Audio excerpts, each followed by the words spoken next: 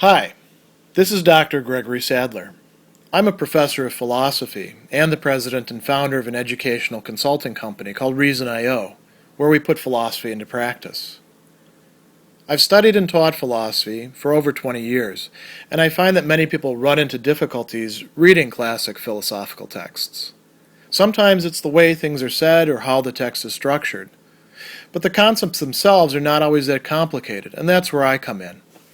To help students and lifelong learners, I've been producing longer lecture videos and posting them to YouTube.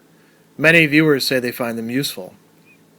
What you're currently watching is part of a new series of shorter videos, each of them focused on one core concept from an important philosophical text. I hope you find it useful as well. In chapter 1 of his Monologion, so right from the very start, Anselm is going to provide us with what he takes to be a rational proof, an argument for the existence of God.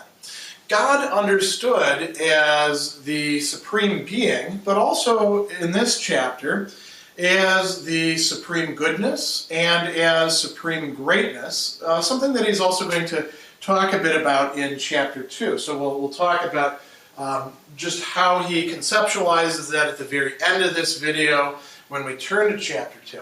What we want to look at here is the argument that Anselm is making in chapter 1, which has to do with the notion of goodness and where goodness comes from.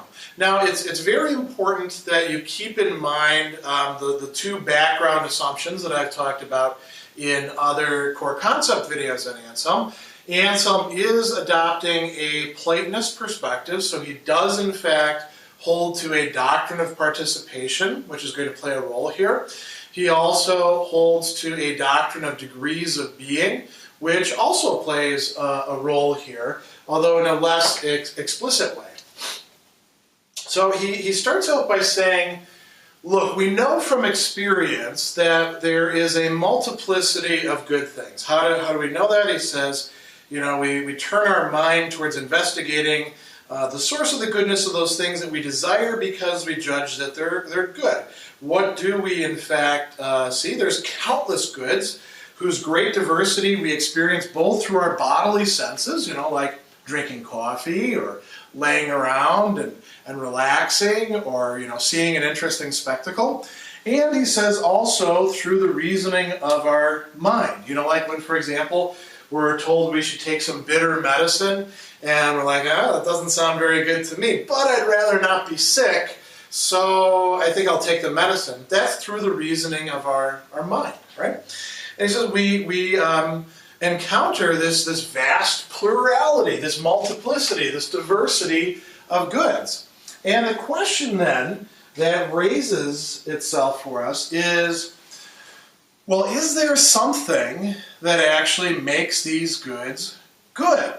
And Anselm is going to answer, yes, there is indeed one thing through which all of these goods are good. And I'm not putting that at this point in the argument because we want to see, sort of the objections that could be made against that and how he deals with those objections. So we're going to come back to that in just a moment, but I wanted to signal that. He notes that there is a multiplicity as well of reasons, or is he saying things, or you might say the why, that makes things good. And he's got some interesting examples here that are well worth considering. He says a horse, if we want to call a horse good, we can pick other things besides the horse, and we can pick other qualities besides this, but you get the general idea. A horse is called good through one thing because it's strong. A horse is called good through another because it's fast. Strength, fastness, not the same thing, right? You can have a very big, strong horse like a Clydesdale, and it can pull the beer wagon or whatever it's supposed to do, right? And pull the plow. And it can be extremely strong, but not particularly fast. You can have a racehorse that can take off, but it can't pull a plow to save its life. As a matter of fact, it can't really go much of, any pace without some really super light, almost childlike jockey on its back, and a grown man like myself would slow it down and probably hurt it. These are different things. So a horse that is strong and fast appears to be good, through two different things, strength and speed, right? He makes the problem even more complex. He says, why don't we consider a robber who also is strong and fast to be a good robber because of his strength and his quickness? We actually say he's bad because of that, because it makes it easier for him to break into our houses and steal our stuff and get away, right? So it's not those things on their own that make, everything good. Not everything that is fast is good. Not everything that is strong is necessarily good. So what actually does make things good? Anselm is not trying to provide you with a full ethical theory at this point. So, don't write in comments that, there's other reasons why things can be good. He's trying to make an argument here that is going to lead somewhere else. He's got a whole other set of discussions about the nature of goodness in other places. He goes on and he says, nothing is ordinarily considered good except either one of two things.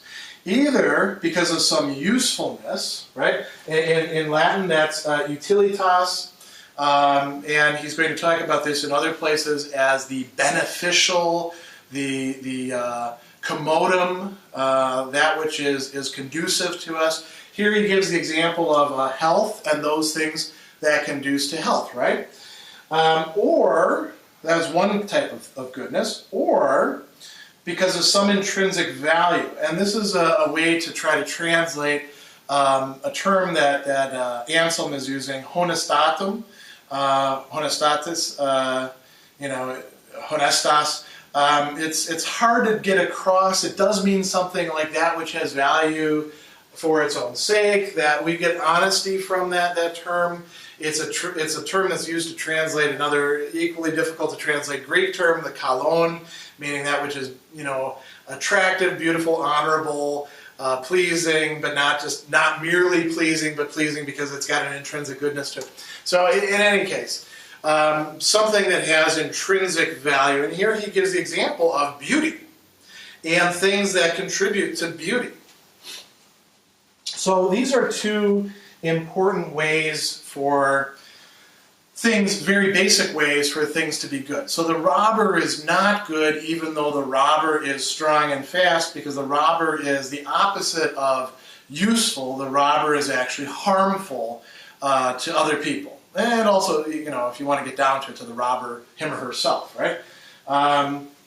So the question that we can ask then, you notice what we've been doing, is sort of circling in on a few things that, out of this multiplicity, that make good things good. The question then is there one thing that we can trace all of these back to? Anselm says that there must be some good through which all good things are good. Not just good in the sense of usefulness or in intrinsic goodness, but good per se. All goodness must ultimately refer to and trace back to a goodness, a unity of goodness, that makes everything else good. So he says, for example, a little bit earlier, here we go. To all who are willing to pay attention, it's clear and quite certain all things whatsoever that are said to be more or less equally a certain way, as compared to each other, are said through something that is not understood as different, but rather the same in different things. There's that doctrine of participation. And then he says, it's certain that all goods, if they're compared to each other, are either equally or unequally good, so it must be that they're good through something that is understood to be the same in diverse things, even though it seems that sometimes different goods are said to be good through different things. So when we're considering the multiplicity of goods, we have some general unity that we trace them back to. And then he goes on and he says, it must be the case that all useful or intrinsically valuable things, if they are genuinely good, and he's saying intrinsically valuable things are in fact genuinely good.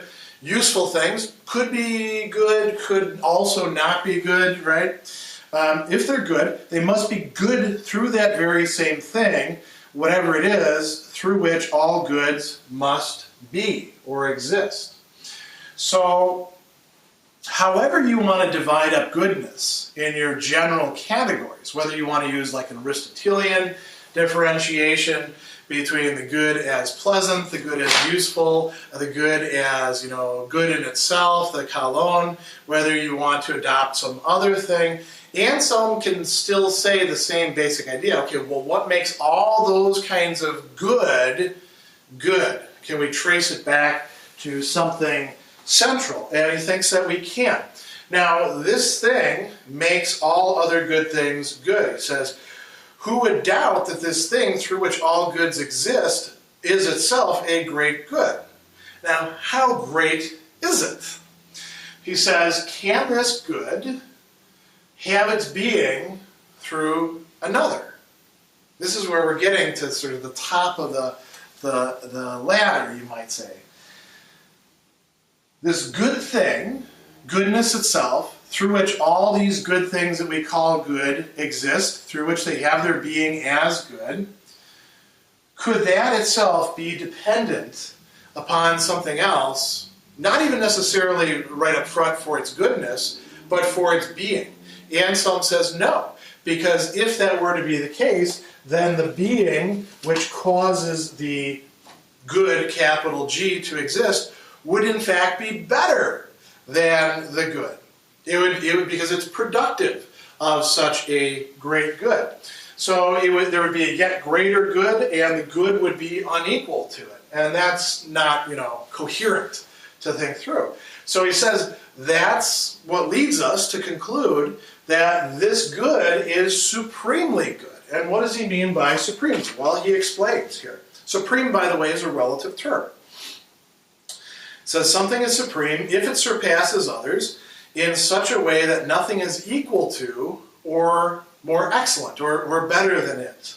So what is this good? It's going to be the supreme good. That also means that it is supremely great, which is technically, when we get down to it, the same thing as being good, as we'll see in a further video, but does seem to be something different from that. So he goes on and explains this. He says, it is supremely good, supremely great, in other words, supreme among all existing things. He's got that he's demonstrated there is a supreme good. That is what Anselm considers God to be. So this is an argument for the existence of God. Now in chapter 2, like I promised, we're going to go a little bit further. And he says, we have something that is supremely great, since whatever great things exist are great through some one thing that is great through itself. And he goes on to explain, well, what do we mean by great? Do we mean that it's like God is the biggest thing of all? He says, no, we're not talking about bodily magnitude in terms of greatness. He says, I mean great in the sense that the greater something is, the better or worthier it is, as, for example, wisdom is great. Wisdom is not something that you can easily quantify, although people like, IQ tests. That's actually measuring wisdom. That's just measuring a certain, many respects, secondary aspect of intelligence. But we are thinking about something that can have a highest degree. So wisdom is something good to have. The more that you have of it, the better it is to be that way. And then he says, only what is supremely good can be supremely great. So there must be something greatest and best that is supreme among all existing things. Again, what is he attempting to do here? This is an argument for the existence of God, but it's an argument based on the nature of goodness, arguing to a supreme goodness, which would be God.